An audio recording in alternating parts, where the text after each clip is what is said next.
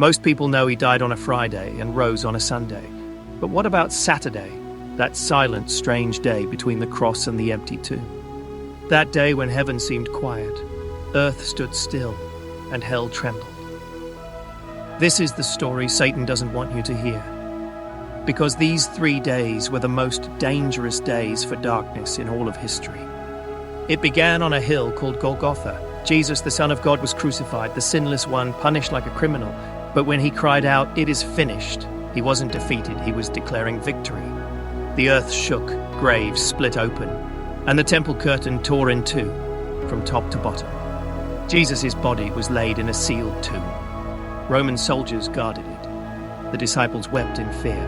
But in the unseen realm, something far greater was unfolding. While his body rested, his spirit moved. 1 Peter 3:19 tells us he went and proclaimed to the spirits in prison. He descended into the realm of the dead, not to suffer but to announce triumph. The righteous, Abraham, David, the prophets, had waited in hope.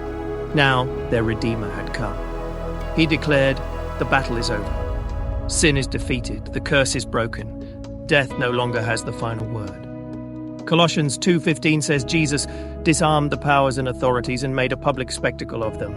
He stripped Satan of his weapons. He shattered the gates of Hades. He took back the keys of death and hell. Ephesians 4:8 adds, "When he ascended on high, he led captives in his train. He freed those who waited in faith. Hell lost its grip. Heaven opened its gates."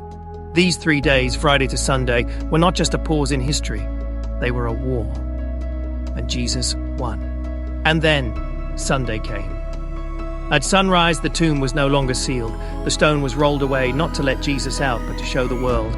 He wasn't there. He had risen just as he said. When Mary wept in the garden, she heard the voice she thought she'd lost forever.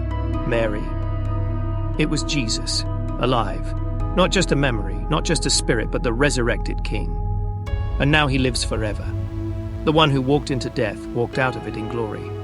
Between the cross and the empty tomb, Jesus conquered everything that once conquered you. Sin, shame, death, fear, gone. This is why the enemy fears these 3 days. Because they remind him he lost, and we are free.